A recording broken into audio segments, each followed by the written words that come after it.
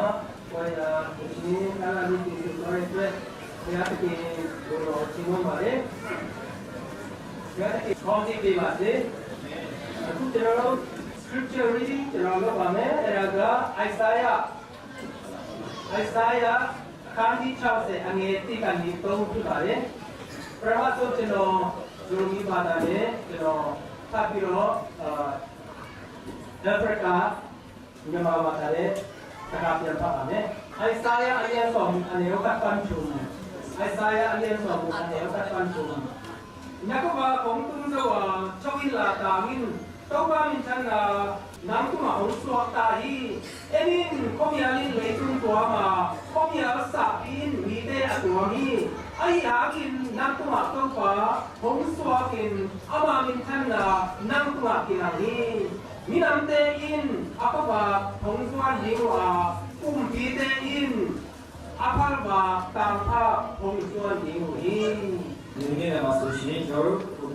arti dan kita punya bahasa Yunani kita jangan kalau mengadusi nesro Isaya nagari jangan kanji tahu saya kangen tema to mengadusi nemare Isaya nagari jangan kanji tahu saya kangen tema to intalo nero ini jauh lebih Tawa tiada bongor itu apa apa pun sih, jisulo mawai di nyeji ko bongor ini, juta to mawai di dunia ko bongor ini, tu dole te apa ma tawa tiada, pun mawai bongor itu apa ma tiada sih ini, tapi kalau itu itu lekang, siapa yang tu tenai pun cina ayam tu lekang nak cari ini. Arise and shine. For your light has come, and the glory of the Lord is risen upon you. For behold, the darkness shall cover the earth, and deep darkness the people. But the Lord will arise over you, and His glory will be seen upon you. The Gentiles shall come to your light, and kings to the brightness of your rising. May God bless each one of us. Ya que yo te considero así, tema o general pasta puede, ministra puede, pasta siempre con su me, el tema su que general ya sinya son pasta sia viaje a el tema trabajo siempre a ver. Jadi general pos sampai ya, tema ya jawab, general di Malaysia မှာအမှုဆောင်ကျွန်တော်မှာအချင်းကြီးအမှုဆောင်များရှိပါတယ်ကျွန်တော်ဟာကိုယ်ခန္ဓာအဖြစ်တော့အချင်းနဲ့အငယ်ရှိပေမဲ့ကျွန်တော်တို့ရဲ့လုပ်ငန်းမှာတော့အားလုံးဒီလိုပဲဖြစ်ကြပါတယ်တော့ဘာမဆိုလို့ပဲကျွန်တော်အားလုံးဖြစ်ကြပါတယ်ဒီဘက်ဆုံးက Pastor Noel Chin သူဟာ KLAC ဖြစ်ပါတယ်ဒီက Pastor George Nyang Lai သူကစူပန်အတင်းတော်ဖြစ်ပါတယ် Pastor Daniel Moon သူကတော့ ZAC အတင်းတော် Pastor ဖြစ်ပါတယ်ဒီဘက်ဆုံးကတော့ Pastor Chumo သူက ZAC ကဖြစ်ပါတယ်နောက် Pastor Moon တော်သူက KLAC ကဖြစ်ပါတယ်ဒီကဆရာမမသူကKLAC ကဖြစ်ပါတယ် I am from Undu Adventist Church in Malaysia this have you seen them here 1 2 3 4 5 6 7 pastors are here we work together we join hands together for the ministry of God today the theme of our song is sorry the English original song of Kid and Down look Yaman original name the momentကျွန်တော်တို့ရဲ့အားလုံးသောပြဿနာများကိုဖြေရှင်းနိုင်တဲ့ညာဖြစ်ပါတယ်။တနည်းသူစဉ်းစားတဲ့အခါမှာသူကြားတဲ့နားတွေကကြားတဲ့အရာတွေကအလိုပဲချုံဆုံးတဲ့အကြံမှာအတန်ဟာခရစ်တော်ဘုရားကြီးရဲ့အချင်းချောပါမယ်။ခရစ်တော်ဘုရားကသူသားသမီးများကိုအိမ်တော်ကိုတော်ဆောင်သွားမယ်ဆိုတဲ့အတန်ဟာ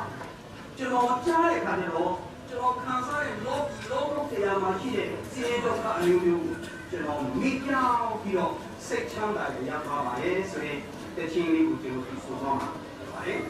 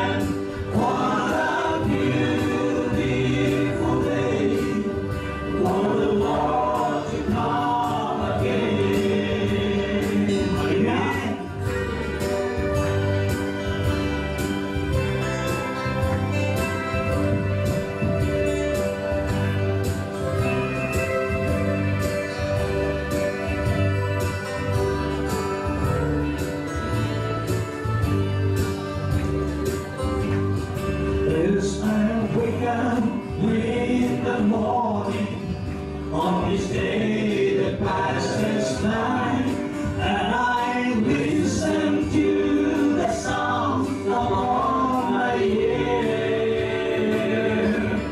I can't help but give a watch toward the eastern side, and I wonder if the trumpet will be the next of when I hear. What a beautiful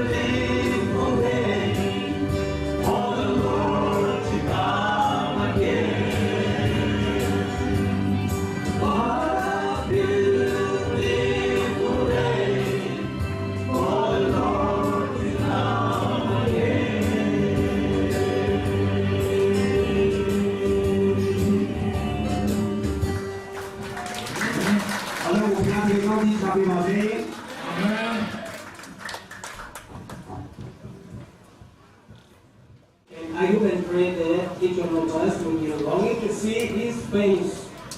the face of Jesus Christ. Amen? Okay. At this time, I would like to ask our preacher, Pastor Liam Pai, to take the stage and deliver us a message. And here Mr. Elfred will be the translator.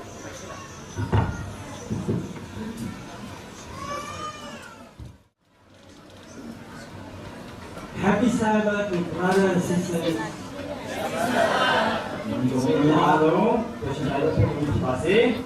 May God bless each one of us with peace and joy. It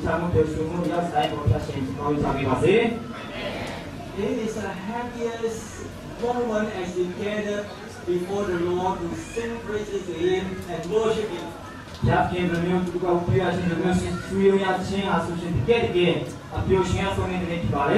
First of all, I would like to bring the greeting from the Peninsula Malaysia Missions to all of you.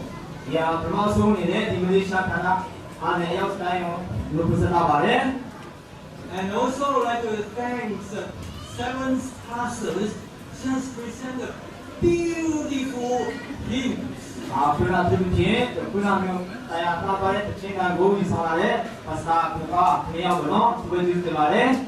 It's not only the voices is so beautiful, but the lyrics, the words is so beautiful.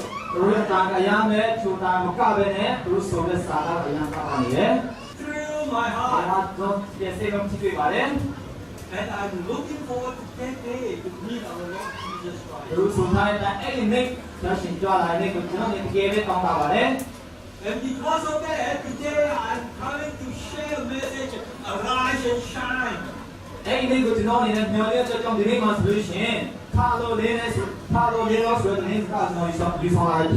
Because Jesus Christ is coming soon. What is heaven to you?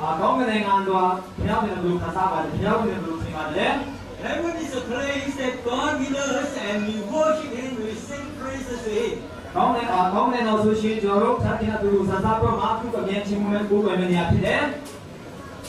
And it seems that we are very close to heaven, we say, as we gather together.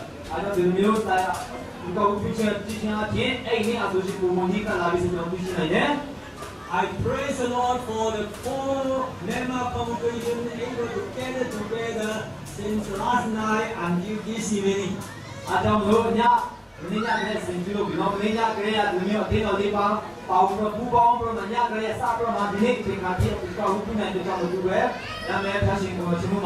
It is a very long Sabbath, a tiring Sabbath.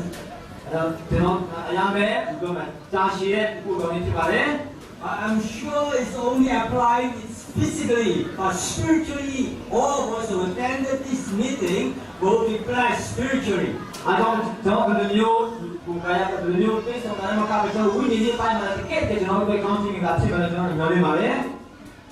May God bless each one of us.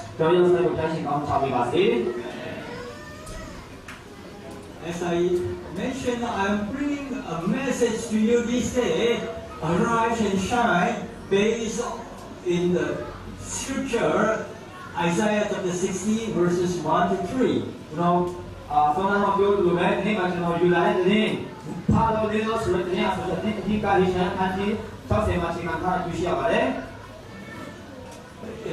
The first one is your light of glory of the Lord. Whereas the second verse is His glory. And the third verse is your light and the brightness of the dawn. It's all related to light. What is the purpose of the light? The light is to shine. The light is to give us hope. The light is to give us direction. The light is to give us comfort. A sense of security. The light gives us hope. မျှော်လင့်ခြင်းကိုပေးနေရဖြစ်တယ် Yes, the first and the third verse talk about light, but the second verse contain one word is just opposite of light. There's darkness. မာစတာမဲပမာပိုက်တရားပိုက်ကိုဒုတိယပိုက်မှာဆိုလို့ရှိရင်ကျွန်တော်အမှန်ကိုသိရှိရတယ်ပေါ်ပြသိရှိရတယ် The darkness and light is opposite with one ဒီမှာ another. ဆိုလို့ရှိရင်တော့အမှန်အလေးကိုပေါ်ပြတော့အစတင်ဖြစ်နေသိရှိရတယ် They cannot coexist or get together. တို့ကဆိုလို့မှအတူတူနေလို့မရပါဘူး When the light comes, the darkness is gone. ဘာဝကြောင့်အလေးလာပြီဆိုရှင်တော့အမှန်အပြောင်းနေစမြဲပါ And the hymns, some of the hymns we just sang, wherever Jesus is, there is light. ဒီမှာတို့ဒီပေါ်ချင်းဝဲတစ်ချင်းကပေါ်ပြထားတယ်ဆိုခင်ဗျာရှိနေတဲ့အတိုင်းမှာဆိုရှင်တော့အလေးရှိနေတယ်ဆိုပေါ်ပြထားတယ် And when there is light, the darkness cannot be there. You just have to go. အလေးရှိနေတဲ့အတိုင်းမှာဆိုရှင်အမှန်ခံနိုင်ပါအောင်ဖြစ်သွားလေးရှိပါတယ် Darkness often in our language symbolize sins, the sins, immorality, or disasters, disappointment, desperate, or hopelessness. ဒီမှာမောင်မှာဆိုရှင်ဘာပုံစံထားတယ်လဲဆိုတော့ဘဝမှာဆိုရှင်တော့အတိတ်ကိုပုံစံထားဖြစ်ပါတယ်။ဘာမှသာရမတည်နေတဲ့ဘဝဒီရှင်နာချင်းကိုချင်းစိတ်ရချင်းဘာမှညောင်းချက်ကြီးရဲ့ချင်းကိုပေါ်ပြရရှိတယ် The opposite, light, symbolize hopefulness, light, righteousness, and holiness. ။ဒါပေမဲ့အဲ့ဘောင်သူရဲ့စတဲ့မှာဖြစ်အလေးဟာဆိုလို့ရှိရင်ကဲညောင်းချင်းဘာမှအသက်သူဒီမှာကြောင်းအချင်းကိုပုံစံနေလို့ရှိရတယ်။ Reach the world is working for these 5 years, from 2016 until 2020. ဒီမှာဆိုလို့ရှိရင်ကဘာတော်တော်လေးရောက်ရှိနေပါဆို reach the world ဆိုတဲ့ဆောင်းပေါ်ပါဆိုရှင်ကျွန်တော်တို့တင်းတော်ရဲ့2016နဲ့2015နဲ့အတွင်းမှာဆိုလို့ရှိရင်တော့အဓိကထားထားတဲ့ဆောင်းပေါ်ဖြစ်ပါတယ် And this reach the world involve everyone. ဒီမှာဆိုလို့ရှိရင်ကဘာသူတို့ကိုရောက်ရှိနေပါဆို reach the world မှာဆိုလို့ရှိရင်တော့အရောက်တိုင်းပေါင်းနေဆိုတော့ပူတော့ပါတယ် And this is the will of God that every one of us involved to reach the world. အားကြောင့်ဒီဒီစကားကဘာသူ့မှာပြန်နေဖို့ဆိုလို့ရှိရင်တော့ကျန်တဲ့အရောက်တိုင်းကိုပေါင်းစီချင်ဖြစ်တယ် We will come to a conclusion at the end of this presentation that we arise and shine for our Lord Jesus. ဒီမှာနောက်ဆုံးဒီစီပြီးတဲ့အခါမှာဆိုကျွန်တော်ရောက်တိုင်းအကြောင်းကျွန်တော်ကဲ့တဲ့ထားပြီးတော့မှဘုရားကလင်းမယ်ဆိုတော့နောက်ဆုံးဒီရောက်တိုင်းထားဖို့တော့တယ် How we will learn more later. အဲ့ဒါဘယ်လိုမှလည်းကျွန်တော်ဆက်ပြီးကြည့်လာမှာဖြစ်တယ် From that passage, I would like to come out 3 important points. အခုကျွန်တော်တို့ဖတ်သွားအချက်ထဲမှာဆိုလို့ရှိရင်ဒီကအရေးကြီးတဲ့အချက်လုံးချက်ကိုကျွန်တော်ဒီမှာဖော်ပြချင်တယ် The first point is that arise and shine is a directive or the order from our Lord Jesus Christ. ထားတော့လင်းလို့ဆိုတဲ့အရာဆိုလို့ရှိရင်တာမန်စကားမှုတရားခင်ကျွန်တော်တို့တိုက်ရိုက်ပြီးတဲ့အမိစကားဖြစ်နေပါတယ် And the second point is when there is darkness, people look for light. They need light. ဒီမှာဆိုရှင်မောင်သူရှိနေပါအဲမောင်သူမှာရှိတဲ့လူရဆိုရှင်တော့အလေးကိုလိုအပ်နေတယ် The third point our Bible brings from this passage is that light shine brighter is seen in the darkness. အားကြောင့်တရားချက်မှာဆိုလို့ရှိရင်ကျွန်တော်အလေးရဆိုလို့ရှိရင်တော့အမောင်မှာဆိုရှင်ပုံပုံတောက်ပါလေဆိုလို့ရှိရတယ် And to be the light of the world, we need the power of the Holy Spirit. ကဲကျွန်တော်တို့ကတော့ဆိုရှင်လိုအပ်နေတဲ့အလေးချက်ကိုကျွန်တော်မှာကဲတဲ့တက်ဝင်နေတော့ရဲ့လိုအပ်နေပါတယ် God used this Holy Spirit to transform our life so that we can be the light for Him to shine around us. ကျန်ရဆိုရှင်တက်ဝင်နေတော့ပြုမှာကျွန်တော်ဘဝကပြောင်းလဲစေတယ်ကျွန်တော်ဘဝပြောင်းလဲမှာဆိုရှင်ကဘာခုလိုဆိုပြောင်းလဲပြီးကျွန်တော်ဘဝကိုထပ်ပြန်ပြောင်းပြမှာဖြစ်တယ် When the light shines, people will just come to us. ကဲအဲ့အလေးတကယ်လင်းခဲ့မယ်ဆိုလို့ရှင်သူတွေကကျွန်တော်ဆက်လာမှာဖြစ်တယ် And this is an opportunity that we help them to guide them into God's kingdom together with us. ဒါမှသာဆိုလို့ရှိရင်ကျွန်တော်တို့ဖျားခင်နေတော့ကဝင်စားနေအောင်ကျွန်တော်တို့လည်းအကုန်လုံးမအပရောမှာဒီမှာစားပရောမှာယူဆောင်ရတာဖြစ်တယ် I would like to talk a little bit briefly about the background of the book of Isaiah. ကျွန်တော်လည်းဆိုရှင်ဒီဟိရှာယနဂရီကျမ်းရဲ့ရာဇဝင်နဲ့ငယ်ချင်းချောအဖြစ်ပေါ်ပြချင်တယ်ပြောပြချင်တယ် Prophet Isaiah lived at the close of Israel kingdom of Israel history. မှာဆိုတာအစ္စရေလမျိုးသမိုင်းနဲ့ဒီကပ်နာပေါ်ပြထားပြရှာတဲ့ဒီဒီ prophet ရှာယဆိုလို့ရှိရင်နော် As we read from the Bible, the first king, second king, first chronicle or second chronicle, we learn that the nation was corrupted and wicked, particularly the leaders, both the political as well as the spiritual leader, were very wicked. တော့ဒီမှာရာဇဝင်တွေကျွန်တော်တို့ပြန်ကြည့်ခဲ့မယ်ဆိုလို့ရှိရင်အဲ့အခြေခံမရှိတဲ့နိုင်ငံရဲ့အရာမဲ့ဆိုရင်မြင့်ပီနေတဲ့နိုင်ငံရဲ့ဒီမှာသူတိကောင်းဆောင်နေဘာသာရေးအဖြစ်တော့ကောင်းနိုင်ငံရေးအဖြစ်တော့ကောင်းအရာမဲ့ဆိုရင်နေတဲ့ကောင်းဆောင်နေဖြစ်ဆိုတာတွေ့ရှိရတယ် And because of the life or the example of the spiritual leaders and political leaders of the country, the whole nation was led astray or apostatized against God. ဘာကြောင့်ဆိုတော့သူတို့မှာရှိတဲ့အလင်းကိုပေါ်ပြတယ်မဲ့သူတို့ရှိတဲ့အလင်းပေါ်ပြတဲ့ကြောင့်သူတို့အလင်းကဘယ်လိုဖြစ်နေလဲဆိုတော့အလင်းကတနိုင်ငံလုံးကိုလမ်းလွဲချော်စီပါတယ် And at that moment, God raised up Prophet Isaiah to warn the people that the imminent judgment of the Lord is coming. အဲ့တော့ဘယ်လိုဆိုလို့ဒီအချိန်မှာဆိုရှင်သာတရားပေါ်ပြရှာရဖို့တုံးပြပေါ်မှာသူတို့ဆိုတော့တဲ့သူတို့ပေါ်မှာသူတို့ဆိုရင်မောတက်ဖြတ်တင်ကြစီမယ်ဒီဘီနာနေပါတဲ့ပေါ်မှာဒီ people တဲ့ professional ဖိုင်ကယူချေတော့ပြပြတယ် As I step into this worship hall, I notice that Adventist revival meeting, rise and shine. I say, yes, praise the Lord.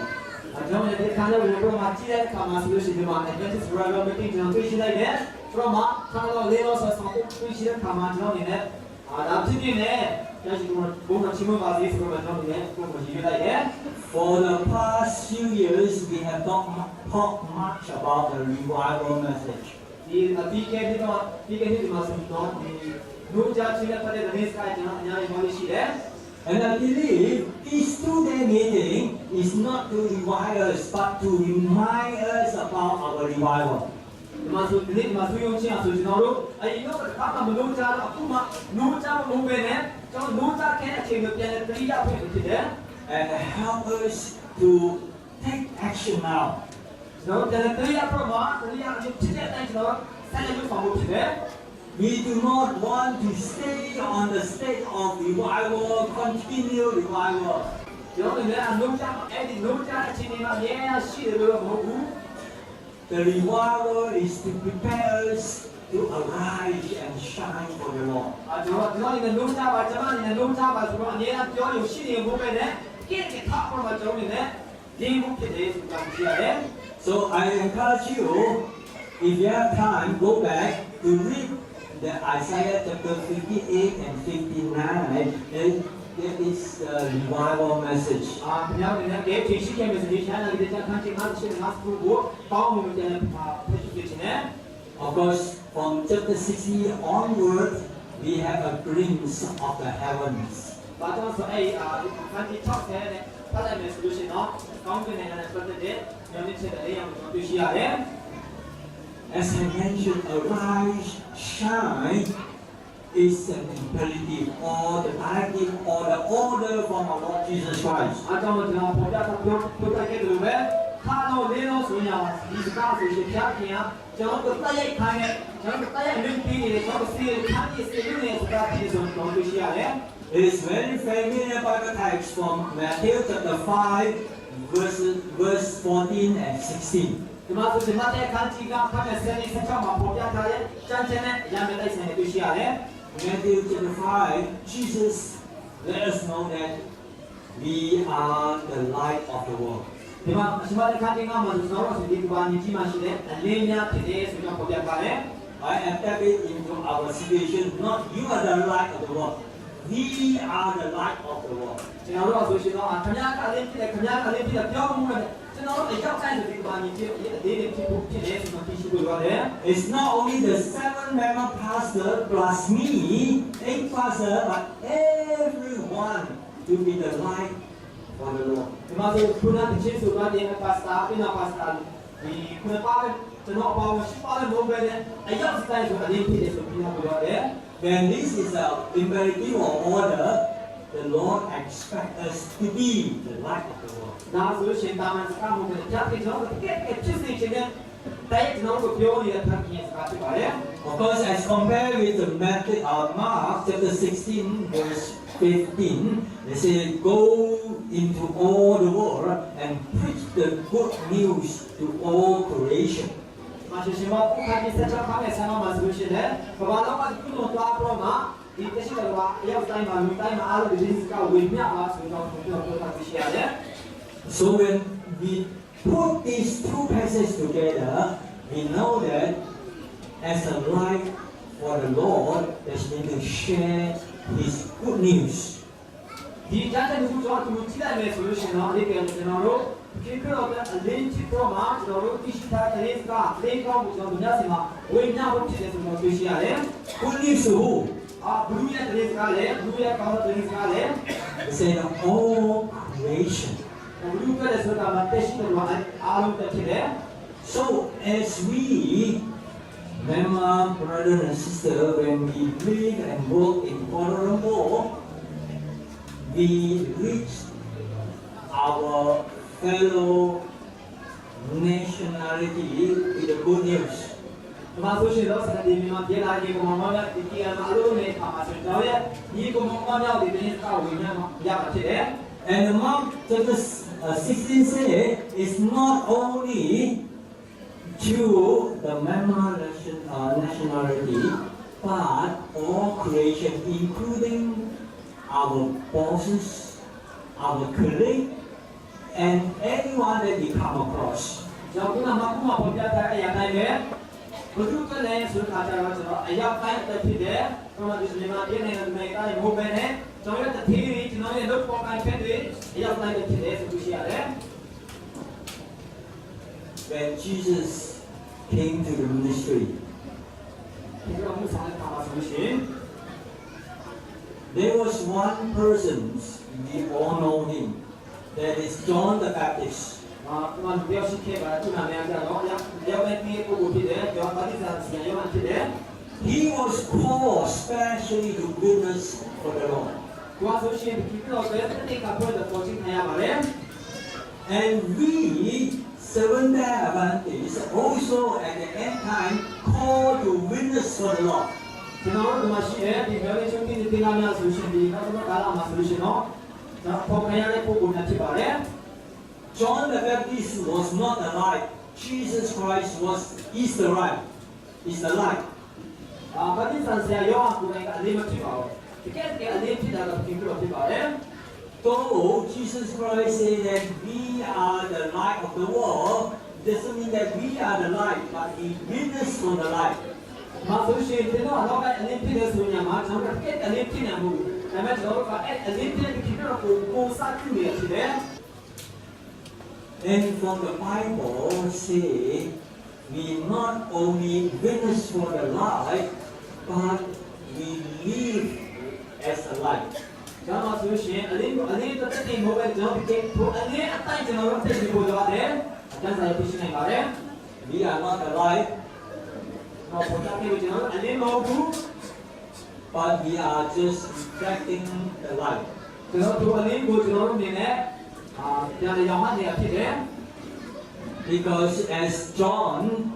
chapter 1 verse 9 say, ယောဟန်ခန်းကြီးလေးခန်းကြီးတဲ့ခန်းနဲ့ကိုမှာပေါ်ပြထားတယ် Jesus is the true light. ဒီကတော့ဒါဒီကိစ္စမှာအလေးဖြစ်ပါတယ် And we are called the light. It's not the true light. We are just reflecting the light. အဲတော့ကျွန်တော်အလေးဖြစ်လို့ကျွန်တော်တို့ကိုယ်တိုင်အလေးမဟုတ်ပဲနဲ့အလေးရှိတဲ့ကိစ္စကိုကျွန်တော်တို့အကြောင်းပြန်ဟတာဖြစ်ပါတယ် Does the moon give up light by itself? အဲ့တော့လာကအလေးအောင်ပြနေပါလား And how come we see it's not even light itself, but how come it becomes so bright? သူကလည်းအလေးမပြတော့ဘာကြောင့်လဲသူကလေးနေရလဲ because the moon was facing the sun and the sun shine away and it reflect the light and become bright. ဘာကြောင့်ဆိုတော့လာတဲ့မှာနေဖက်ကိုမျက်နှာမျိုးတော့ကြောင့်မလို့နေရဲ့အလေးရောင်ကိုသူ့နေတဲ့ကြံတဲ့ရောင်ပြန်အားဖြစ်တယ် It is a same principle as we look up to Jesus Christ. If we look up to Him from day to day, we will transform, we will change like Jesus Christ. ဒီမှာဆိုလို့ရှိရင်အခြေခံစင်ကြီးလေးကဖတ်စင်ဖြစ်နေပါအကဲကျွန်တော်တို့ကဒီကတော့တကယ်ပဲအရင်ရှိပြီးတဲ့ဒီကတော့ကြည့်ခဲ့မယ်ဆိုလို့ရှိရင်တော့ကျွန်တော်တို့ကပြောင်းလဲဘက်မှာထိုအလေးကိုကျွန်တော်တို့ပြန်ဟနိုင်မှာဖြစ်တယ် And Jesus did mention that when He see us live like Him, people know that we follow Him. ဒီမှာဆိုလို့ရှိရင်ဒီတော့ကပြောစကေ၍သူကကျွန်တော်တို့ဖြစ်စေခြင်းတဲ့အတိုင်းကျွန်တော်တို့ကသူ့ကိုကြည့်ဖို့အသက်ရှင်ခဲ့မယ်ဆိုလို့ရှိရင်တော့လူရပါတိမလဲကျွန်တော်တို့ဒီတော့အလိုအသက်ရှင်နေဆိုလူတွေရှိမှဖြစ်တယ်သူရှိမှဖြစ်တယ် So as a Seventh-day Adventist Christians, we are called to live a life like Jesus Christ. အဲ့ဒါကြောင့်မလို့ကျွန်တော်တို့ဒီလိုလေးချုပ်ဖြစ်ပြီးနာများဆိုပြီးကျွန်တော်ကဲတော့အရင်ရှိပြီးဒီကတော့ကဲတော့အသက်ရှင်ဖွင့်တဲ့ပေါ်ချင်းများပုံပုံများဖြစ်တယ် Our life reflecting His life. ကျွန်တော်ဘဝဆိုရှင်ဒီကတော့ရဲ့ဘဝဒီကတော့တက်တာကိုပုံဖော်နေဖြစ်တယ် So as the light bearer, we are not the light, that we are the light bearer. We not only talk about the goodness, the gospel, but we have to live like Jesus Christ. ကျွန်တော်တို့ဆိုလို့ရှိရင်မရှိတိုင်းကိုကိုင်းရဲ့ပုံပုံများဖြစ်တဲ့မှန်တယ်ဒါပေမဲ့ကျွန်တော်တို့ကိုယ်တိုင်ကလည်းနော်ထွေးရမှာဖြစ်တယ် It's not in a simple version, not only talk about the gospel, but we walk the talk. ပဇာနဲ့ပဲပေါ်ကိစ္စကပေါ်စီကိုပဇာနဲ့ပြောမနေနဲ့ကျွန်တော်ကဲတဲ့တွေ့ကျွန်တော်ကျင့်တော့ပေါ်ရှင်ကိုတော့ပါတယ် In the book of Daniel, chapter 12, the third verse, it says, those who are wise will shine like the brightness of the heavens, and those who lead many to righteousness like the stars forever and ever. ဒါရတာဒီကနေ့စနေထားမဲ့တော့မှာပေါ်ကြတာလေဆိုကဲကဲညာပြန်ရှိပြမှာဖတ်ပြီးချင်းမျိုးပုံပုံများဆိုလို့ရှိရင်ကဲဒီကောင်းမှာရှိတဲ့ခြေကဲတော့ပါလိမ့်မယ်တော့မှာတို့အဆိုရှင်တော့သူတို့အပြည့်အချမ်းကိုရပြင်ထားလို့ခေါ်လို့ကြောင့်မို့တို့အဆိုရှင်အမြဲတော့ပါခြေကဲလို့ခြေလိမ့်မယ်ဆိုပေါ်ကြတာလေ Who are the wise? The wise are those who read the Bible or listen to the words of God. အဲ့ဒီညာပြန်ရှိတဲ့သူဆိုတော့ဒီပါတယ်တကယ်ကျမ်းစာကိုဖတ်တော့မှကျမ်းစာတိုင်းလည်းပုံပုံဖြစ်တယ် When we read or we listen to the words of God and we live accordingly, here it says we shine like brightness of the heaven. ကျွန်တော်ကျမ်းစာဖတ်တယ်ကျမ်းစာတိုင်းတော့လက်ကဲတဲ့ရှင်တဲ့ခါမှာဆိုလို့ရှိရင်ကဲပြောမှချင်းကိုကျွန်တော်ရောက်ရှိနေတယ်ကဲအလေးကိုဆောင်ရပုံပုံဖြစ်တယ် By this we can lead many to Jesus Christ. ကျွန်တော်ဒီအတိုင်းယုံကြည်တဲ့အတိုင်းကျွန်တော်တို့အသက်ရှင်မှာတာဆိုလို့အများကိုကျွန်တော်တို့ပေါ်ဆောင်နိုင်တယ် In one of the morning devotion books by Aaron G. White, The Heavenly Praises, it says, the world will be convinced not so much by what the pulpit teaches as by what the church reads. The preacher announced the theory of the gospel, but the practical piety of the church demonstrates its power. မှာဆိုရှင်ကျွန်တော်တို့မှာလည်းဒီဘက်ကမှာပေါ်ကြတာလေဆိုတော့ကဲကဘာနေကြဆိုလို့ရှိရင်ကျွန်တော်တို့ကဘာလို့ဟောနေတယ်ဆိုတာတဲ့ကျွန်တော်တို့ကဘယ်လိုမျိုးအသက်ရှင်တယ်ဆိုတဲ့အရာကပုံလွှမ်းမိုးနေသလိုရှိရတယ်။ဒီလိုတရားအများကအဖြစ်တရားဆရာရာဆိုလို့ရှိတော့တတိစကားကိုဟောပါလိမ့်မယ်ဒါပေမဲ့ကျွန်တော်တို့ပြောတဲ့လူကိုယ်တိုင်ကကျွန်တော်တို့ဘယ်တော့အကြည့်တော့ဘုရားတစ္ဆာရှိဘုရားတရားနဲ့အသက်ရှင်တယ်ဆိုတဲ့အရာကကျွန်တော်တို့ပြောတာဘယ်တော့ကိုရှိတယ်ဆိုတာကျွန်တော်အသက်ရှင်တဲ့ပုံစံကပေါ်ပြနေတယ် It is good for the preacher to preach the powerful sermon. အတကယ်ကိုရှိတဲ့တရားချက်တွေဟောတာကောင်းတယ် But as Aaron G. White said, the most important is the one who lives the practical piety life. ဒါပေမဲ့အရေးကြီးဆုံးကကျွန်တော်တရားနဲ့ကျွန်တော်ပြောတဲ့တကယ်ဘယ်လိုများဘယ်လောက်ထိသက်ရှင်တယ်လဲဆိုတာအရာပုံကြီးကြီးတယ် What is a practical piety? ကျွန်တော်တကယ်တကယ်တွေ့မှာတကယ်ဖျားဖျားခိုင်းရှင်းနေဆိုပါလေ That is the teaching of the Bible. We live according to the Bible teaching. ကျွန်တော်ကျမ်းစာတွေ့နေတဲ့တွေ့တဲ့တိုင်းကျွန်တော်တက်ရှင်ကြည့်လို့ဖြစ်ပါလေ Philippians chapter 2, verses 13 to 15. ဖိလိပ္ပိခန်းကြီးနဲ့အခန်းငယ်7နဲ့15မှာ Here it says, for it is God who works in you to will and to act according to his good purpose.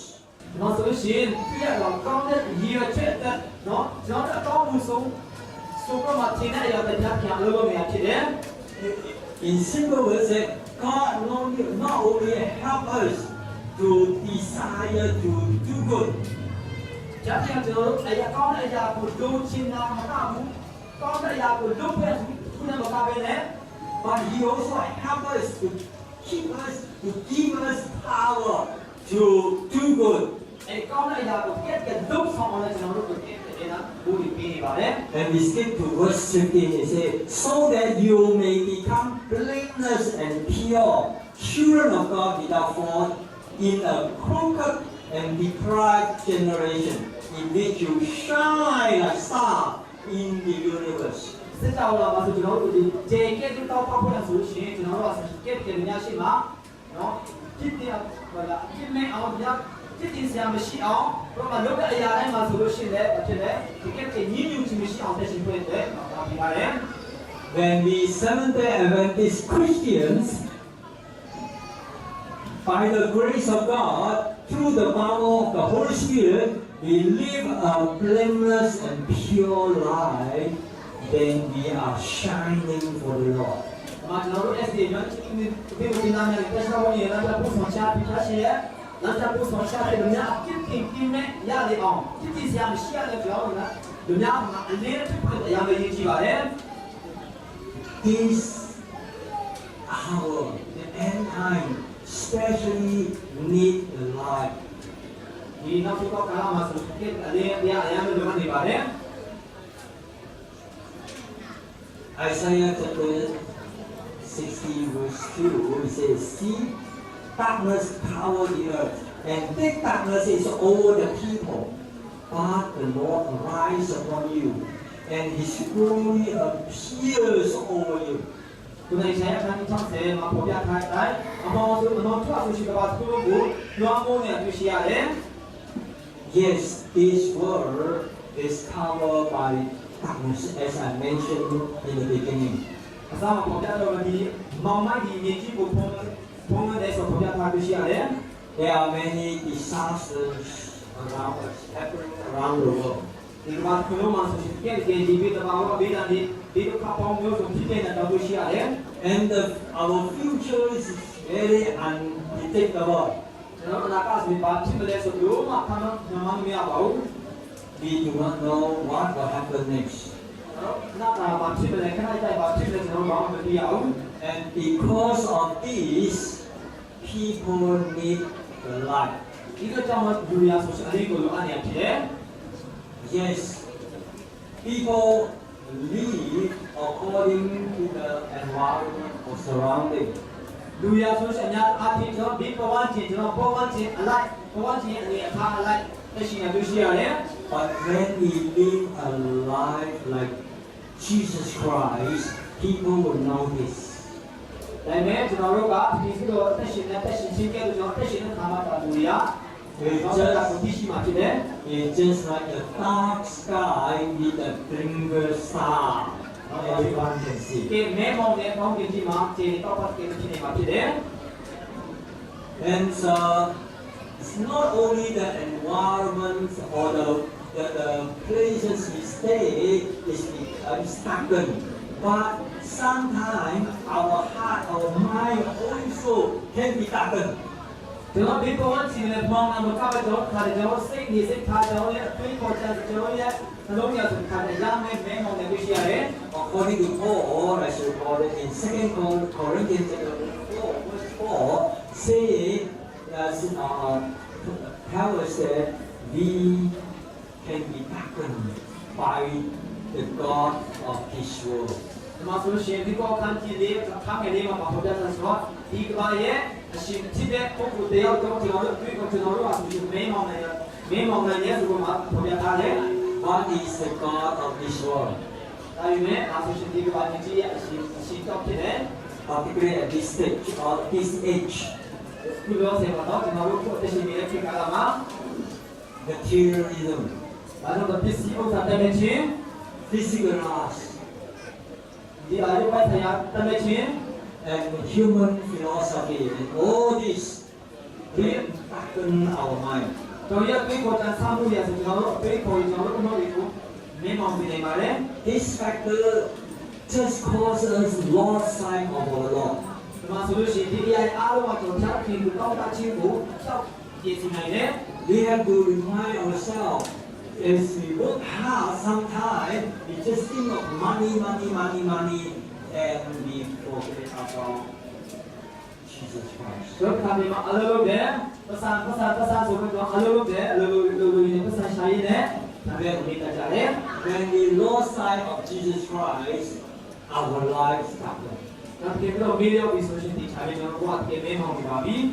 As Luke chapter 11 says,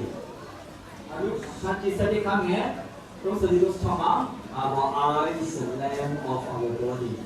ဒီတော့ကျွန်တော်ဆိုဒီလိုအခနာကိုရဲ့ When our eyes are good, the whole body is full of light. ကျွန်တော်မျက်လုံးအကောင်းပဲဆိုရှင်တော့ကျွန်တော်တို့ကောင်းမြင်မယ်ဆိုပေါ်ပြပါတယ် But when we turn away from Jesus Christ and we reject the prompting of the Holy Spirit, we become blind. ကဲကျွန်တော်တို့စမ်းစာရေးနေချက်တွေသူပြကတိုင်းရှင်အောင်ကိုလမ်းကပို့ဆိုတော့ကျွန်တော်ရင်းပေပြီးဆိုရှင်တော့ကျွန်တော်တို့ပြန်လာတာနေပါပြီ In the same devotional book, Matthew I say, we Seventh-day Adventists are the saints in the last day. မှာဆိုတဲ့ကျွန်တော်ပေါ်ပြတာဆိုကျွန်တော်တို့နောက်ကျွန်တော်တို့သူပြီးဒီကျွန်တော်ချစ်တဲ့ကိစ္စများဆိုရှင်အတိတ်ကသူများအကြည့်ခံနေတဲ့ဆိုတော့ပေါ်ပြတာလေ And you will say, on them is shining wonderful light from the words of God. ဒီမှာဆိုရှင်ကျွန်တော်တို့ပေါ်မှာဆိုရှင်တကယ်ဘုရားခင်စီရတယ်လာတဲ့တကယ်တောက်ပါတဲ့အလေးရှိနေတဲ့ဆိုတော့ပေါ်ပြတာလေ And because of this, under the current world church leaders, Elder Ted Newson, he emphasized and re-emphasized about reading the words of God. ဒါကြောင့်ဒီတော့ဒီကဘာသာနာကိုရဲ့ဖတ်တဲ့တက်တူကောဆန်ဆိုလို့ရှိရင်တော့တော့ဒီလိုမျိုးဒီကျန်းစာဖတ်ခဲ့တဲ့ဖတ်ဖို့မှာတော့ထမပေါ်မှာဖတ်ဖို့ရတဲ့ကိလေအဘိအဟိထားနေဖြစ်တယ် And I encourage brother and sister here to read the Bible. ဒီမှာရှင်ဒီကိုမှာကတက်တဲ့ကျန်းစာကိလေဖတ်ဖို့လေ့လာဖို့အတွက်ကျန်တော်မှာပေးချင်တယ် Sometimes your environment may not allow you to have this so-called special blessing. ခံဒီကိုရဲ့ပေါ်မှာတင်ကြောင်းအမြန်တော့ဒီကဲကောင်းချင်နေတာခံစားရအောင်လုပ်ဆောင်တဲ့အခြေအနေရှိနေတယ် As Peter recorded in the first Peter chapter 2 verse 9, saying that he, Seventh-day Adventists, is the people specially chosen by the Lord at the end time. အတိတ်ကံချင်းခံနေကိုမှာပေါ်ပြထားနေကျွန်တော်တို့ဆိုရှင်ကဲတော့ဆိုတော့ကဲရွေးချယ်ခံထားရတဲ့ဒီမျိုးသူများဖြစ်တဲ့ဆိုတော့ပေါ်ပြထားတယ် We are a group of people belonging to God. ကျွန်တော်ဆိုရှင်ပြတဲ့သက်ဆိုင်တဲ့ပုဂ္ဂိုလ်သားတွေမှာဖြစ်ပါတယ် And we live a life to declare the praises to Him. ကျွန်တော်ဆိုရှင်ပြဖြစ်ရဲ့နော်ဒီကြီးရဲ့ချင်းတွေကိုပြရှင်ကြီးတော့ကျွန်တော်နေနဲ့နော်ပေါ်ပြဖို့ဖြစ်တယ် Because He called us out of darkness into His wonderful light. ဘာကြောင့်ဆိုကျွန်တော်တို့ကနော်အဖြစ်တဲ့ပြည်သူတွေမှာမောင်တွေမှာကြောင်းနေခဲ့ပြီမဲ့အလေးတော်ကိုပေါ်ဆောင်ခြင်းခံရတဲ့ကျွန်တော်ဖြစ်ပါတယ် So brother, this is the time. Arise and shine. ဒီကြောင့်ဒီချိန်မှာဆိုကျွန်တော်တို့ထားတော့မှာဖြစ်တယ်ထားတော့မှာကျွန်တော်အလေးကိုလေးကိုဖြစ်ပါတယ် Jesus is coming back soon. ဘာကြောင့်ဒီတော့ကျွန်တော်လာနေပါပြီ And I hope and pray that all worshippers here involved in one kind or another to reach the world, to share them with the gospel message. ကျွန်တော်တို့က 수동에 앞으로 같은데 소리 마시니 고마마 때들의 기억지비냐 아야탄 이 그바로 야시도 리스도 성포가탄 아야스탄 파워포에 돼 너네 마서 수동에 앞으로 같네 total membership law. 마스시노 tinta ayatan 또 가서 tinta 무고야 tinta ayatan 파워무 누가 말해 I want to specially introduce this book to you. 이마 너네 기다려 양네 세우사나 비야네 세우사나 가운데 사우 구경고 그냥 보자 치네 It's a memo book. 라니마루 너니마네 이파를 사우치데 And I would like to say thank you to the leaderships of this KL Sony or KL Myanmar Church. 기야니마차 우선의 기야니마차 그거 지금 tin치네 They have this desire to witness for the Lord. 그래서 특히 technical 지내 산하고 무슨 마시도 좀 양해 주시네 Now they want to share this book or distribute this book to all those who read Myanmar language. 마서 리마를 판단한 유에야 땅에 지사우고 의미하시는데 And because of this church, this group have that desire, I present this idea to the union, so-called Southeast Asia Union Mission. 그러면 아차냐 그러나 그냥 같은 경우 아차냐 시도 아시아 유니언 미션 맞는데 우리의 지치는 산하고 저는 대작해래 When the union comes to know that this noble desire for the Lord, immediately they say they are willing to help. 그러면 아차냐 뭐 빈자라의 가마도 띠에 가마도 산하고 유니언 띠에 가마도 시노 야가 진짜 힘들어 막고 이네 서로 그리 비슷하게 These books most surely will come out from the printing press by the end of this month. And I encourage every member is first of all to buy one of these books.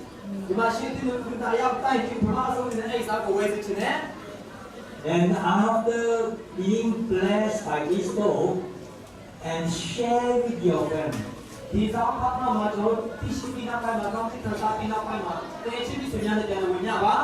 If financially you are capable, present to your friends as a gift. If not, encourage your friends to buy it.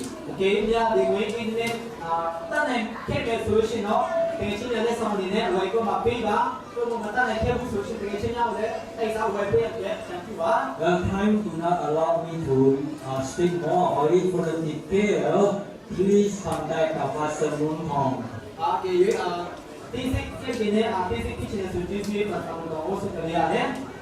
We, the National Malaysian Missions, would like to help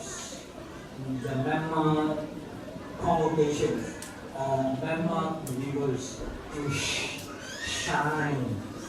arise and shine for the Lord. And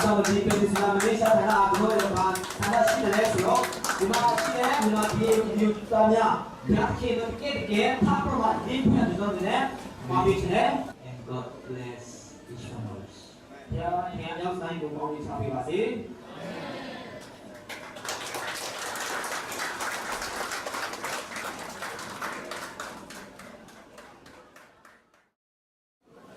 Thank you so much for Pastor Liang Fai for the inspired message. Yes, it is a time to rise and shine, each and every Adventist members. And I believe that all of us will be blessed by his message. Jesus Maria Pastor Liang Fai to inspired message apply. Here again, I would like to ask Pastor Liang Fai that not only to attend this Adventist revival meeting, but to go each of our churches to visit and see the foundation of our church. And we always welcome you. For our closing song, let's start our hymn songs. Number 1. Song number 1. And at the end of the song, Pastor Nyampai will offer the closing prayer.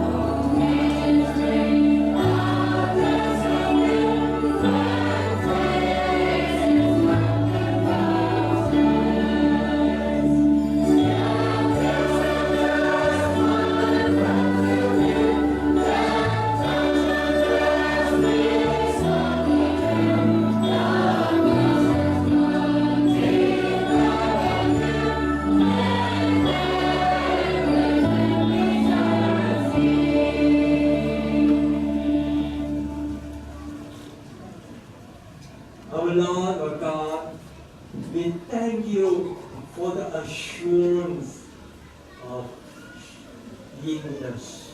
and continue to shine upon us. And your peace, your joy, continue to bless each of us so that we feel your presence, we feel your experience your love. And because of that experience, we share with others. Help us to determine, Lord, to arise and shine at this moment of the darkness, because we know our Lord Jesus is coming back soon. We determine this day to share the light with others, so that we all can be there with our Savior, Jesus Christ. Forever and ever. Lord, as we dismiss from here, your blessing continue to be with each one of us and help us to live a strong spiritual life. And glory to your name. Lord, thank you for accepting us and hear our prayer in Jesus' name. Amen.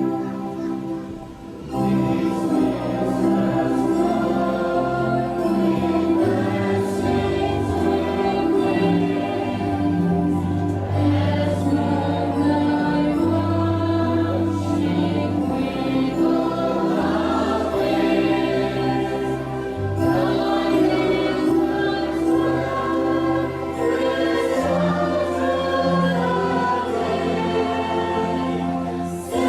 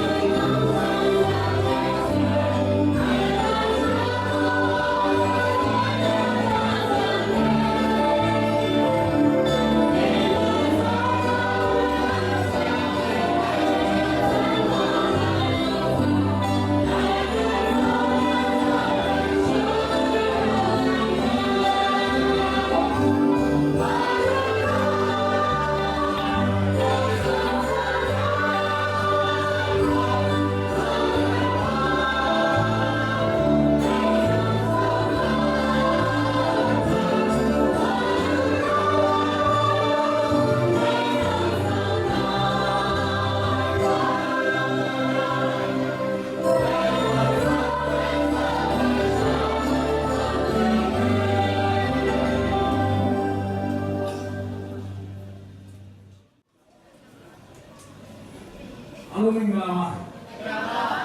အပိစမဒီနေ့ကြော်ကြလားဘုရားရဲ့ကြီးစိုးတော်ဘာမှကြီးပါလေနော်ကျွန်တော်တို့မလေးရှားမှာတချို့ကတော့10နှစ်ကျော်လောက်နေတဲ့လူရှိတယ်တချို့တော့10နှစ်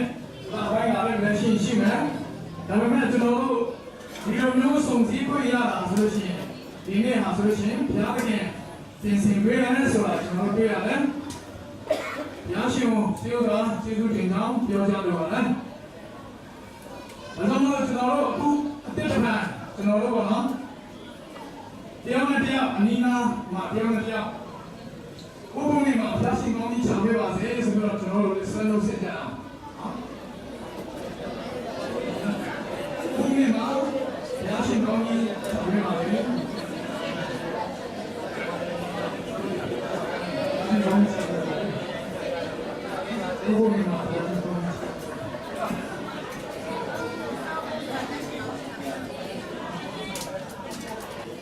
ဟုတ်ပြီကျေးဇူးတင်တယ်ကျွန်တော်ကျေးဇူးတင်တယ်ဘုရားသခင်အင်မတန်မှကောင်းမြတ်ပါတယ်ကျွန်တော်တို့လူသားတွေမပြီးဆုံးပေမဲ့အားနည်းပေမဲ့ကျွန်တော်တို့အားနည်းအဖြစ်သားဘုံကအချစ်တဲ့ဘုရားဖြစ်တယ်နော်အော်ဆရာကောင်းတယ်ကျွန်တော်မျိုးတို့အဖြစ်သားကိုချစ်လို့ကိုယ်မှရှိတဲ့ဘာဒီလိုကားကိုဆွေးရဲဘုရားရဲ့မြတ်တာဒီမှာမှကြီးမားတယ်ဆိုတာကျွန်တော်တို့ကိုယ်တိုင်ခံစားကြရပါမယ်နော်ဟုတ်ပြီကျွန်တော်နေနဲ့ကျမ်းစာဘာကပ်တာရှင်နော်ကျွန်တော်တို့အမှန်ဖတ်နေကြအကျမ်းချက်လေးဖြစ်လားယေရှု58အငယ်73ယေရှု58အငယ်73ဒီဥပုပ်လေးကိုမရှုပ်ချငါတန်ရှင်းတော်လေးမှာကိုယ်လိုတော့မလားဥပုပ်လေးကိုဝိညာဉ်ဝရာနဲ့ထာဝရဘုရားကိုတန်ရှင်းတော်လေးယူသည်ဝေတော်နဲ့ဟူ၍ခေါ်တဲ့ကိုယ်မှုကိုမပြောကိုယ်လိုတော့မလားကိုယ်စကားကိုမပြောဘဲနေ၍ဘုံလေးကိုယူရင်းဆောင်းကြမှာဒီကပါမယ်ကျွန်တော်တို့ဘုရားရှင်ပြတဲ့ဥပုပ်လေးမှာဆိုလို့ရှိရင်ဒီကတမဘုံညက်ပါလေကျွန်တော်ဥပုပ်စာပေမှာလည်းသင်ရတယ်နော်ဒီကနေ့ဖတ်ရဲ့ဒီဖတ်ရဲ့ဥပုပ်စာပေမှာကျွန်တော်တို့သင်ရတယ်ဒီရကပတ်ပြီးတော့ကျွန်တော်တို့ဥပုပ်လေးရဲ့ကောင်းကြီးမင်္ဂလာအော်တန်းပြိုခွင့်ရေးနော်ဘုရားရဲ့ကရုဏာကျွန်တော်တို့သိရတယ်။ဒါကြောင့်လို့ကျွန်တော်တို့အဖွဲ့တစ်ချင်းအနေနဲ့နော်ကျွန်တော်တို့တစ်ချင်းနံပါတ်7ကျွန်တော်တို့တွေ့ရင်တစ်ချင်းနံပါတ်7ကျွန်တော်တို့အားလုံးမထည့်ပြီးတော့အားရပါလားကျွန်တော်ချင်းမမယ်။စောင်းနေတာလေးရှိမှဒါပြီးတော့ဆက်ပြီးတော့ဥဆောင်ပြပါ။တစ်ချင်းနံပါတ်7Hallelujah.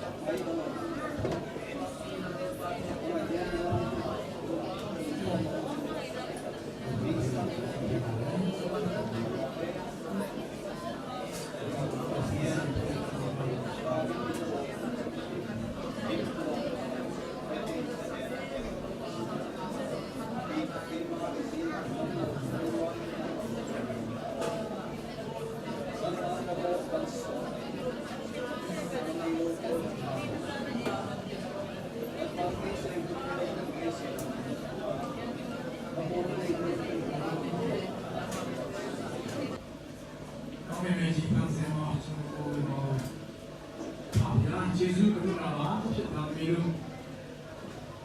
ဒီနေ့မှာလေရှောင်းရှိတဲ့ပြောင်းလဲခြင်းတွေပြင်လာတဲ့ဒါနဲ့လူချခြင်းအစီအစဉ်မှာကျင်းပပွဲကိုတော့ပြင်ဆင်ပေးတဲ့အတွက်ကျေးဇူးတင်ပါတယ်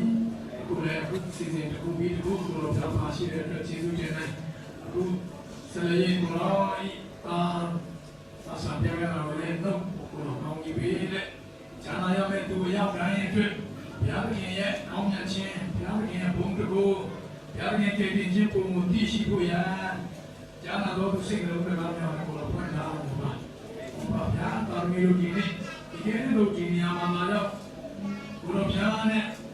မိဂါလာဖွင့်ခွင့်ရတယ်အထူးသဖြင့်ဥပုံကြီးဖြစ်တယ်ဥပုံနဲ့သက်ဆိုင်တဲ့ကောင်းကြီးမင်္ဂလာတွေကိုကျွန်တော်ပြောတော့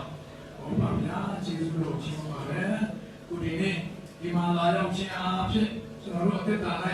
ပုံမိုး၍ဘုရားခင်ရဲ့ကောင်းမြတ်ခြင်းကိုဒီနေ့ဒီနေ့ကိုသိရှိပြီးပုံမိုး၍ဘုရားခင်ကမှာစက္ကန့်နဲ့ကိုယ်အတရှင်တော်ဝိညာဉ်တော်ဘုရားကျွန်တော်တို့စိတ်ကလုံးတော်ကြီးတော်မူပါ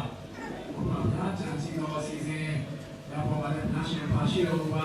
ဒီမှာလာရောက်တော့ကိုယ်တာသမီးများအတော်ပြန်ဖြစ်ခဲ့တဲ့တာများဖြစ်စေအိမ်မှာကျန်ရတော့ကိစ္စများဖြစ်စေသူတို့ရဲ့စိတ်ထဲမှာတွေးတောခြင်းဘာမှမရှိဘဲနဲ့သူတို့ရဲ့စိတ်လုံးသားထဲမှာသူတို့ရဲ့အာယုထဲမှာဘုရားဘယ်အာယုရောက်ဖို့ရန်တရှင်တော်ဝိညာဉ်တော်ပြည့်စုံလို့စိတ်လုံးသားကိုထူတည်တော်မူပါအစီအစဉ်အစအလယ်ဆုံးတရှင်တော်ဝိညာဉ်တော်ဘုရားဥဆောင်ပြီးကြောင်းကြည့်တဲ့မှရှင်ပါတော်ရှိတယ်မှာပြစကဆုတောင်းပါလိမ့်ပါဗျာ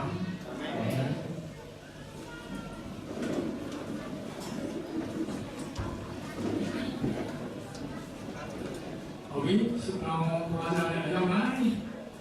ဒါရှင်ဘုန်းကြီးများချာပေးပါစေအခုချိန်မှာကျွန်တော်တို့ဘုရားရဲ့ကုံတော်ရှင်းဖို့ဆိုလို့စတဲ့စီးနဲ့ကြားလာမှာဖြစ်ပါတယ်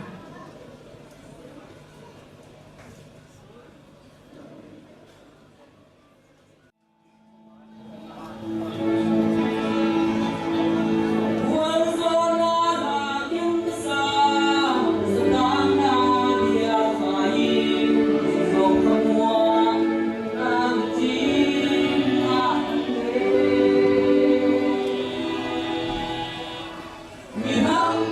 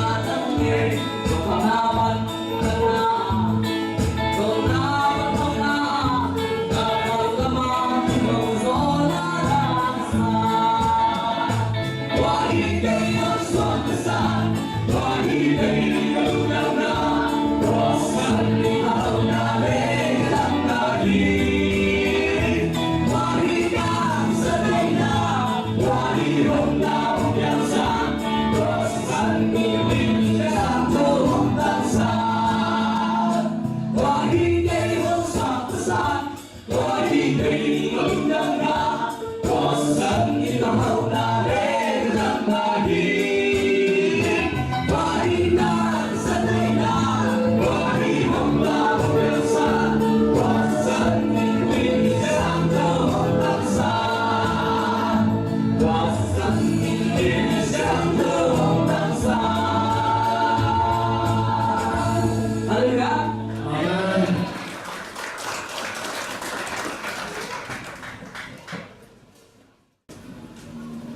ဖြစ်တော်ရဲ့အတွေ့အဖြစ်ကျမ်းမာခြင်းရရှိတယ်ဖြစ်တော်ရဲ့အတွေ့အဖြစ်ဘယ်ရောက်ခိုင်းရလဲဆိုတဲ့ချင်းအားရတာဖြစ်ဆိုပြီးဒီလိုပါကြတယ်ဒီကိုရုပ်ကြည့်ကြည့်ပါလေဘုရားရှင်ကိုချပေးပါစေခုချိန်မှာဘုရားရှင်ကျွန်တော်တို့ကောင်းကြီးပေးထားတဲ့အလုံးငွေတွေကိုကျွန်တော်တို့တောက်ခံရမယ့်အချိန်ဖြစ်တယ်အလုံးငွေတောက်နေစဉ်မှာကျွန်တော်တို့ SSC and solo, which is so much about it. Hãy subscribe cho kênh Ghiền Mì Gõ để không bỏ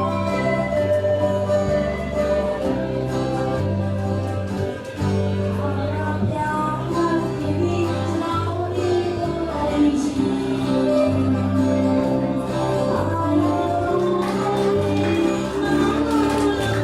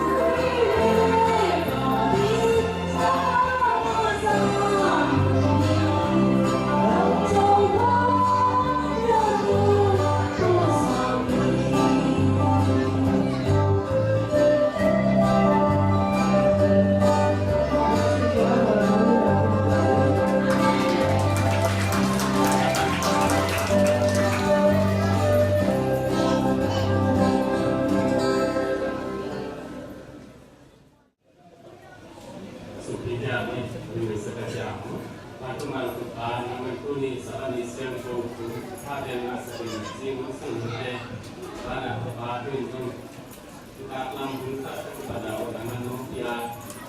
kuing numpia sal sumpi samina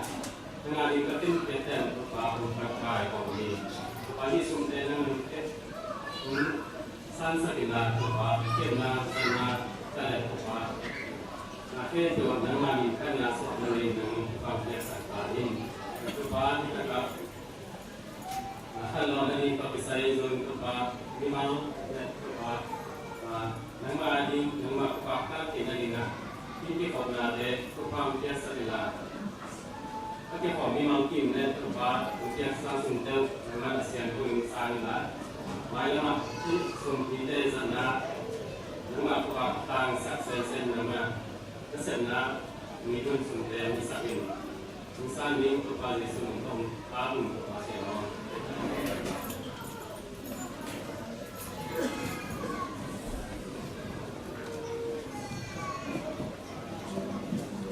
Kalau siapa lah, dari ini menjual dan cipunya, lebih lebih lagi,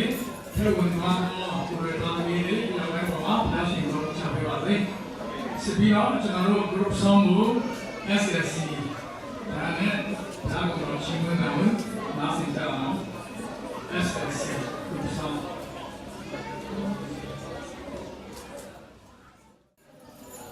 Bye.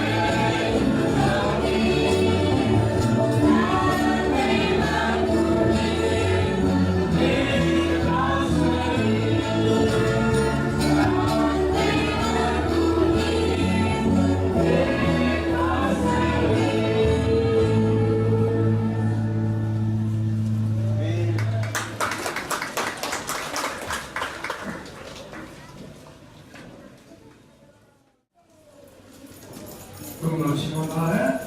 SSC ပြန်လာလို့ကျေးဇူးတင်ပါတယ်။ပြန်လာဖို့အားရှိကောင်းချပေးပါစေ။အခုချိန်မှာကျွန်တော်တို့ဒီလိုမျိုးမှတရားကြားနာဖို့အချိန်ဖြစ်ပါတယ်။တရားရှင်ရဲ့ဘုရားတရားကြားနာကိုကြားပြဖို့ရပါစပ်ပြရအောင်ယေရှုနာမနဲ့ခေါ်ပါတယ်။ ဒီနောင်ပေါ်မှာဘုရားတည်တည်မှာခြေဝါစောတော်မြင်တဲ့ခြင်းနဲ့ကောင်းချီးမင်္ဂလာတဲ့ဖန်တရားပါစေ။မကျူပွဲများလူမျိုးခြားတွေဌာနေခြားတွေဖြစ်တော်လည်းပဲဘုရားတည်ကဒီမလေးရှားမှာရှိတဲ့ယုံကြည်သူများကျွန်တော်ရဲ့တလုံးတဝါပြီးတော့ယုံကြည်ခြင်းကိုပြပြီးတော့စီလုံးမြင်လို့ခြင်းရရှိဖို့ရတဲ့ပြန်လည်နိုးကြားခြင်းရရှိဖို့ရတဲ့ဒီကနေ့မှာကျွန်တော်တို့ပြောင်းလို့စရာများတဲ့ပြည်လူကြီးများရဲ့ကျွန်တော်တို့ရဲ့ဆန္ဒကိုပြည့်စုံစေတဲ့ဘုရားသခင်ဘုန်းကြီးပါစေ။အာမင်။ကျွန်တော်တို့ဒီလိုကျွန်တော်လည်းအင်္ဂလိပ်ကိုကျွန်တော်ပြောမယ်။ Unity and diversity.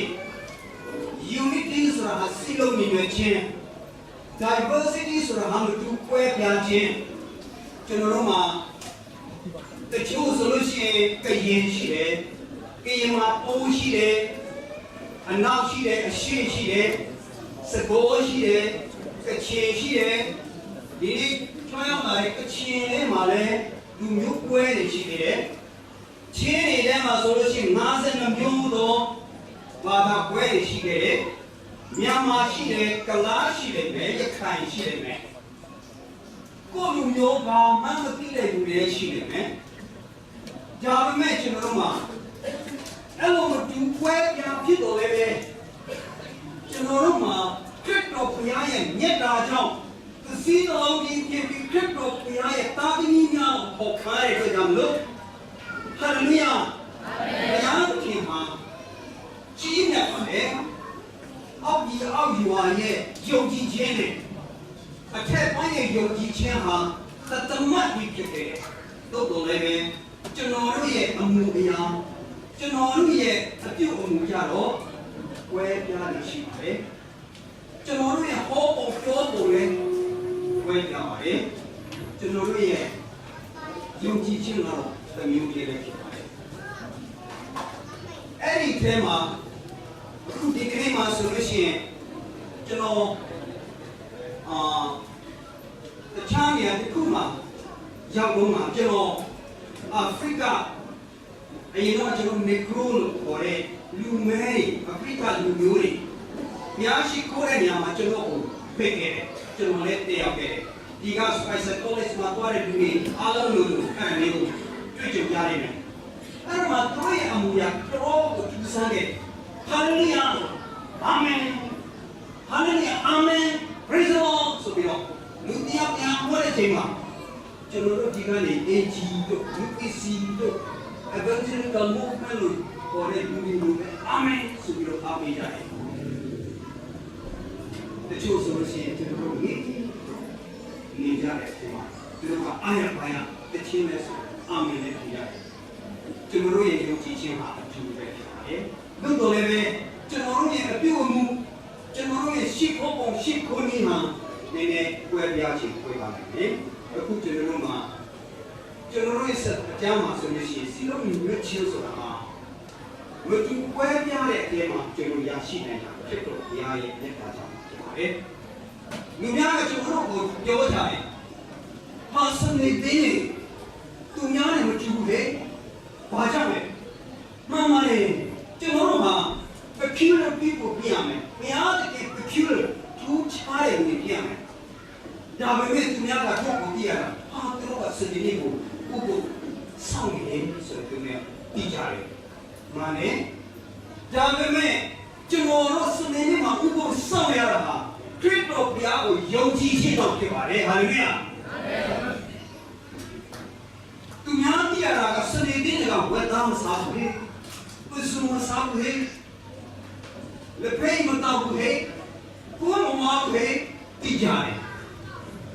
မှန်ပါလေသူများတွေထူချမ်းဒါပေမဲ့ကျွန်တော်တို့ဝတ်သားမစားတာ ကျွန်တော်တို့လက်ဖက်ရည်မတောက်တာကျွန်တော်တို့ဆေးလေးမတောက်တာစနေသေးကြောင့်ဖြစ်တော့ပါဘူးခရစ်တော်ဘုရားရဲ့ကယ်တင်ခြင်းကျေးဇူးတရားကြောင့်ဖြစ်တယ်ဟာလေလုယာခတ်သိမ်းတော်ရမှာခရစ်တော်ဘုရားဟာကျွန်တော်တို့ရဲ့အသက်တာကိုထိုးတောက်စေတဲ့ကြောင့်လို့ဒါပေမဲ့ကိုယ်လုံးတော့ကျွန်တော်မထိုးတောက်စေတာဝန်နေစရာကောင်းပါလေဒီနေ့မှာ Arise, shine, reflect the light of Jesus. ခရစ်တော်ဘုရားရဲ့လင်းတရားကိုရောင်ပြန်ဟပ်စေပါဆိုတဲ့ကောင်းစဉ်ကိုကျွန်တော်ကိုပေးထားတယ်ကျွန်တော်တို့ဒီနေ့မှာကျမ်းစာပါတဲ့လူများကျမ်းစာမပါပေမဲ့ဖုန်းထဲမှာကျမ်းစာထားတဲ့လူများကျေးဇူးတင်ကျမ်းစာလာကြပါကျွန်တော်ကျမ်းစာပြုဖတ်ကြမယ်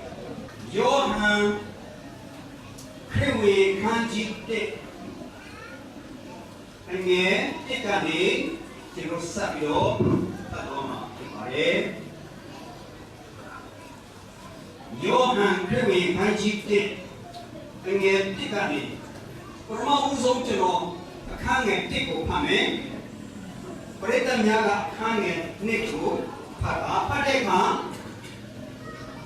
အရင်ဘလူးကြပါနဲ့အတူတူဖတ်လို့ရအောင်အတူတူဖြင့်ကလားရီ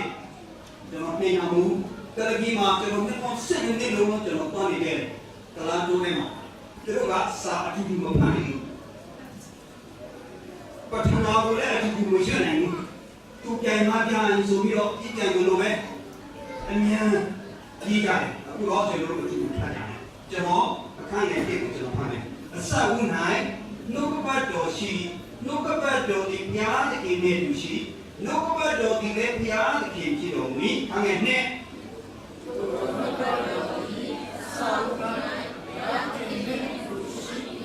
ထိုနှုတ်ကပတ်တော်ဒီခတ်သိမ်းသောအရာတို့ကိုဖန်ဆင်းတော်မူ၏ဖန်ဆင်းတော်မူခြင်းနဲ့တင်းလူနဲ့ဖြစ်သောအရာအစုံတစ်ခုမှမရှိထိုနှုတ်ကပတ်တော်၌အသက်ရှိ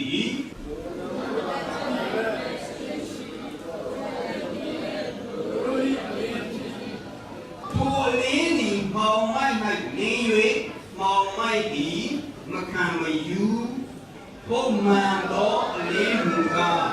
ဤလောကသို့ကြွလာရဲ့ကပ်သိမ်းသောလူပေါင်းတို့အားအလင်းကိုပေးသောသူဖြစ်သည်ဘာတော်ကျမ်းစာဖြစ်တော်မူဘုရားရှင်ကောင်းချီးပေးပါစေဒီလိုဖတ်အောင်မယ်အတူဖတ်အောင်မယ်ယေရှာယအခန်းကြီး60ဒီမှာဒီကနေပေါ်မှာစင်ပေါ်မှာဖြစ်တဲ့ဒီလေးပဲဒီနေ့ဖတ်ကြားသွားတဲ့ကျမ်းချက်ကိုကျွန်တော်အားလုံးဒီလိုဖတ်မယ်။ဒေရှာယနဂတိကျမ်းခန်းကြီး60အငယ်1ကနေ9အထိကျွန်တော်ဖတ်ပါမယ်။အားလုံးဒီလိုဖတ်မယ်နော်။တင်ထတော့ငင်းတော့ဒီအနေရောက်ပါပြီ။သာရဘုရားဤဘုန်းတော်သည်ဒီဤပေါ်မှာပေါ်ထွန်းရရှိကြည့်ရှုလို့မာရိုက်ဒီရေကြီးကိုပုံနှံလိမ့်မည်သူထက်သောမောင်မိုက်ဒီလူများကိုပုံနှံလိမ့်မည်လို့တော်လေဒီအပေါ်မှာသာဝရဘုရားသည်ပေါ်ထွန်းတော်မူ၍ဘုန်းတော်သည်ဒီအပေါ်မှာထင်ရှားလျက်ရှိလိမ့်မည်တပါးမျိုးသားတို့သည်ဒီအလေးကို၎င်းရှင်ပြည်တို့သည်တင်၌ပေါ်ထွန်းခြင်းအကြောင်းတို့၎င်းလာကြလိမ့်မည်အယံမြတ်တို့မျောကြည့်လောခတ်သိမ်းသောသူတို့သည်စုဝေး၍တင်ထံသို့လာကြ၏ဒီသာသူတို့သည်ဟိုလေးကလာ၍ဒီအနာမှာဝိစားခြင်းကိုခံကြလိမ့်မည်တို့အခါသိသည်ကြောက်ရွံ့ခြင်းနှင့်စိတ်လန်းခြင်းရှိလိမ့်မည်လုံးလုံးလုံး၍ဝိညာဉ်ကြောင့်ဤအကြောင်းမူကားသမုတ်တရားဤကျွေဝခြင်းသည်အင်ဘက်သို့ကြောင်းလဲ၍တပါးအမျိုးသားတို့ဤစီးစိမ်သည်အင်ဘက်သို့ကြောင်းလဲ၏ပေတခြားကျမ်းရှင်ဖတ်လို့မယ်ရှင်မသက်ခရစ်ဝင်အခန်းကြီး9ငယ်73နဲ့74ကျွန်တော်ဖတ်မယ်ရှင်မသက်ခရစ်ဝင်အခန်းကြီးငါအငယ်73နဲ့74ကျွန်တော်ဒီ ว่าทำเนี่ยเตียนดีอีโลกาอีสาพิจารีสามุกาอันนั้นยิ่งยาวมีนโมยังบารูเกลุยะยังมีนี้อีลุกิลายุโจนิจิมาดวาเปตุญญามุมีเตียนดีอีโลกาอีเลีพิจารีတောင်ထိပ်၌ပြည်တော်မြို့ကိုွယ်၌စီမီထွန်း၍တောင်းစရာအောက်၌ဘုံထားနေရှိအိမ်သူအိမ်သားအပေါင်းတို့သည်အလင်းကိုရစေခြင်းမှာစီမီကိုပေါ်မှာအိမ်ထားနေရှိဆက်ချောင်းပါနဲ့ဘုံဤသူတော်တို့သည်တင်တို့၏ကောင်းသောအခြင်းကိုမြင်၍ကောင်းကင်ဘုံ၌ရှိတော်မူသောတင်တို့၏အဖာ၏ဘုံတော်ကိုစီမံစေခြင်းမှာသူတော်ရှိ၌တင်တို့အလင်းကိုလင်းစေတော်ဟာလေလုယာဘုရားခင်ရဲ့ကျမ်းစာဟာကျွန်တော်တို့ကိုလင်းစေတယ်ဘုရားခင်ရဲ့ကျမ်းစာဟာကျွန်တော်တို့ကိုစိတ်ချမ်းသာစေတယ်ဘုရားခင်ရဲ့ကျမ်းစာတော်မြတ်ကိုဖတ်ခြင်းအပြင်ကျွန်တော်တို့မြင်တတ်ခြင်းခံစားနိုင်တယ်ဘုရားခင်ရဲ့ကျေးဇူးတော်ပဲဖြစ်ပါတယ်ကျွန်တော်အချင်းရှိမယ်ဆိုလို့ရှိရင်ကျွန်တော်မျက်နှာပြောင်းပါကျွန်တော်တစ်ချိန်လုံးကမျက်နှာဆရာလုပ်ခဲ့ပြီငယ်ငယ်လုံးမှာကျွန်တော်မော်ဆရာတို့မျက်နှာဆရာဒါပေမဲ့အချိန်ရှိမှကျွန်တော်မျက်နှာပြောင်းမှာဖြစ်ပါတယ်ဘုရားတဲ့တော်မှာတော့ကျွန်တော်ပြခဲ့ပြီဒါပေမဲ့ဒီနေ့ကျွန်တော်ထပ်ပြီးတော့ပြချင်တယ်ကဲကဘာပေါ်မှာလူတရားပဲလူသားရဲ့ဝိပွားခြင်းခံတဲ့နေမှာသူတို့ရဲ့မျက်နှာလေးနဲ့လူနဲ့အောင်ကြည့်ပေးပါတယ်။တယောက်ကတော့ယေရှုဘုရားပဲဖြစ်ပါတယ်။တောင်ပေါ်မှာလူ၃ယောက်ကိုသူ့ရဲ့တပည့်၃ယောက်ကိုခေါ်ပြီးတော့သွားတဲ့အချိန်မှာယုံကြည်ဆိုလို့ရှိရင်ခရစ်တော်ဘုရားပေါ်လာပြီးတော့ခရစ်တော်ဘုရားမျက်နှာကိုကြည့်လိုက်တဲ့အခါသူရဲ့နာမလူနေအောင်ပြခဲ့သူမျက်နှာမှာသူရဲ့ဝတ်စုံတွေအကုန်လုံးလင်းသွားတဲ့အတွက်ကြောင့်မလို့မကြည့်ရမ်းနဲ့မြင်ခဲ့တာဒါပေမဲ့အဲ့လိုကြောက်စိတ်တွေရှိနေတဲ့အချိန်မှာသူတို့ကဒီခရစ်တော်ဘုရားရဲ့တောက်ပနေတဲ့အလင်းကိုတွေ့တဲ့အခါမှာသူ့ရဲ့အနားမှာနေရာအတန်း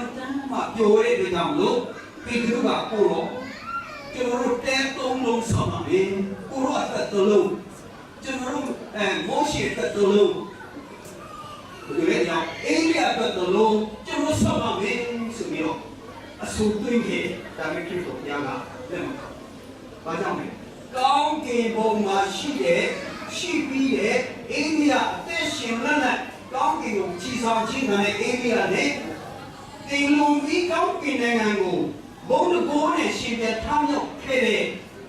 ဆံမြန်းတဲ့မိုးရှိမှာဒီလောကမှာသူတို့အတွက်နေရာရှိတယ်။ခရစ်တော်ဘုရားကယောဟန်ခန်းကြီးကိုအငယ်ငါမှာငါလောကမှာနေစေ I am the light of the world ငါဟာဒီကဘာရဲ့အလင်းဖြစ်တယ်ဟာလေလုယာလောကမှာအလင်းရောင်ချီနေများရှိတယ်ဥပမာဘုရားသခင်ကဇာတုအလင်းရောင်ကိုဘယ်နည်းတော့ဖန်ဆင်းခဲ့အလင်းရောင်ဘယ်နည်းတော့မြတ်မြတ်အဲ့ပရမတ်နေရမှာအလင်းရောင်ကိုဖန်ဆင်းခဲ့အလင်းရောင်ရဲ့ပန်းရှင်ဘူးလေဘုရားအဲ့ဒီဖန်ဆင်းရှင်ဘူးလေခရစ်တော်ဘုရားခရစ်တော်ဘုရားဟာ I am the light of the world ဆိုပိုင်ခွင့်ရှိတယ်လူသားရှားရှားပါပါသူတရားပဲရှိတယ်အဲ့ဒီတော့မှလူသားဘဝမှာပြောခဲ့တာယောဟန်ခန်းကြီးရှင်းတဲ့ဆက်မှာ I am the light of the world ဆိုတော့ပြောလိုက်တယ်ဘာလို့ကျွန်တော်တို့မြင်စရာမလိုပါဘူးခရစ်တော်ဘုရားဟာယောဟန်ခန်းကြီးတဲ့ငယ်တဲ့ကနေကိုကျွန်တော်ဖတ်သွားတဲ့အထဲမှာအစာအုပ်လိုက်ဘုရားသခင်ရှိတယ်နှုတ်ကပတ်တော်ရှိတယ်နှုတ်ကပတ်တော်ဟာဘုရားသခင်နဲ့ရှိတယ်အဲ့ဒီနှုတ်ကပတ်တော်ဟာဘုရားသခင်နဲ့ဖြစ်ပါတယ်ဒီနှုတ်ကပတ်တော်အချင်းခတ်သိမ်းသောအရာကိုဖန်ဆင်းထားတာဖြစ်ပါတယ်သူမဖန်ဆင်းတဲ့အရာကမှရှိဘူးလေအဲ့ဒီဖ န်ဆင်းရှင်မှာလောကရဲ့အလင်းတကယ်မှန်ကန်တဲ့အလင်းဖြစ်တော့ဒီမှန်ကန်တဲ့အလင်းဟာလောကကိုလင်းစင်တဲ့အတွက်ကြွရောက်လာပြီမဲ့လောကကမသိကြဘူးမသိလို့သူ့ကိုရန်သူမှတ်ပြီးတော့ကားတိုင်းပေါ်မှာရန်တတ်ပါဆိုပြီးတော့တောင်းဆိုခဲ့တယ်အဲ့မတမဝင်နေစီအောင်ပါလေမာလကိအခန်းကြီးလေးငယ်နဲ့မှာဆိုလို့ရှိရင် the son of righteousness ပြောင်းမခြင်းရဲ့နေရောင်နေကြီးနေမင်းကြီးဆိုပြီးတော့